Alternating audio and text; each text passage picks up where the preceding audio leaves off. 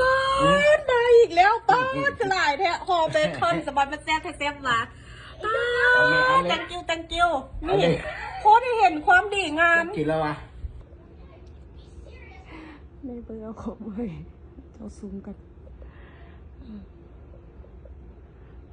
ฮัทดอกนี่เบื่ออะไรยืดเลยนี่เบื่อเขาเพื่อนบ้านเขาครับอ้าวไปปาดแดงกันกินได้สีเปียงพอดีสีคนพวกเจ้าโอ้ยอะไรมันได้ก้อนอะไรก็ตั้งหักแล้วขาดละมาเห็นมันมีครึ่งมาอีกแล้ว thank you โอ้ยป้ามาอีกแล้วป้าสลายแท้หอเบคอนสปอนมาแซ่บแซ่บมาthank you นี่โคตรเห็นความดีงามกินแล้ววะกินข้าว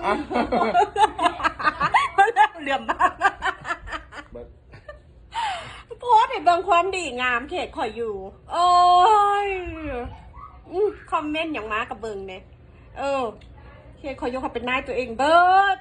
ตายเขาอยู่ในความพอดีพองามเขาบอกเป็นขี่ขาเงินแลนน้ำเงินตื่นเด็กลุกเต้าแหกขี้หูขี้ตาแต่เป็นขี่ขาให้เรียกงกเท่าไหร่กับบอกมีเมืองพออันนี้เขายุคเขาพอดีพองามให้เงินมันทำงานแล้วเขาก็เป็นนายให้เงินนั้นเป็นขี้ขาแล้วก็มีความสู้กับลูกกับหลานไปบ่จำเป็นสิปีอยากร่ำรวยแท้ว่าจนต้องเป็นขี้ขาเงินแล้วไปออกโซสังคมรูลาแล้วคนหนีท่วมหัวอยากให้คนย่องว่าโตดีโตรวยจังเลยเขาสิว่าโตบ่ดีเขาสิว่าโตขี้ทุกแล้วคนหนีท่วมหัวตายไปก็ยังหนีท่วมหัวเป็นขี้ขาเขามือตายโอ้ยคอมเมนต์มากับเบิงเนี่ยบ้านนี้เขาวอไปทำงานงกอย่างก่อนอันไปทำงานนี่เงินแล้วจังซื้อเอาขั้นเท่ามาอันเอาตัวเองบนรอดแล้วก็ไปอยู่อันเฮือนผู้เท่าเด้อล่ะโอ้ยเท่าทั้งโง่ทั้งจ้าไปสอนลูกสอนหลานตัวเองนู่นมันเบิดยุกโง่ยุกจ้าไปเป็นขี้ขาดเงินแล้วเรียนได้ตัวเองฟอกเรียกที่มากบ่มากก็ออกจะให้ไผ่มาซี่นิ้วสั่งเก็บเงินขอพอด5 ปี10 ปีรีไทยมันจะไปท่ารีไทยตั้ง65บางคนรีไทยแล้วบ่ฮอด10 ปีตายบางคนก็ตกเรียกตกงานก่อนกับเป็นโฮมลิสหรือว่าเป็นกาฝากขออยู่น้ำบ้านคนอื่นท่าเงินรีไทย65ดิมันแจกก่อนพันรีไทยเฮ้ยตายเงินรีไทยก็จบแต่น้ำเจ้า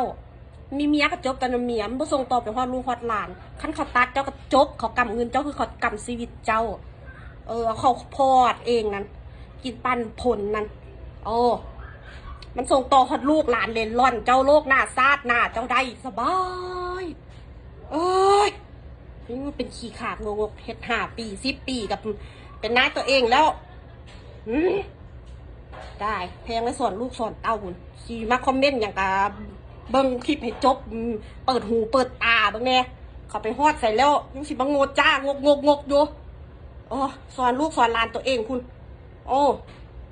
สิมาอยู่ไม่กล้าต้องเฮ็ดเวียกงกหาเงินผ่าดีท้าย65ดีท้ายบ่ฮอด10 ปีกับแมทกิลองดีท้ายไปเงินบ่พอใส่ก็ต้องไปเป็นขี้ขางงเนี่ยพอมือตายโอ้ยตายเบื่อกับคำสอนงูกับตาไว้สอนลูกสอนหลานตัวเองอยู่นี่เขาเป็นนายตัวเองโพสให้เบิ่งแต่ความดีงามน้ำใจเขาเอาปูกับปลาไปให้เขาก็เอาเขาสิกินบ่กินเขาก็เอาผู้ให้ก็มีความสุขบ่ประมาทน้ำใจคนเห็นคุณค่าคนเขาเอาเครื่องนึงของถือเขาก็เอาบ่ประมาทน้ำใจเขาเอามาไว้นี่เด็กก็ยังบ่ได้เมียนี่เด็กกองอุยุอยู่นี่เด็ก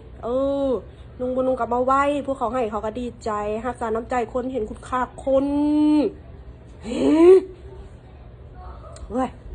น่าเบื่อผู้เฒ่าบ้านนี้เฒ่าเท่าใดให้โง่ให้เจ้า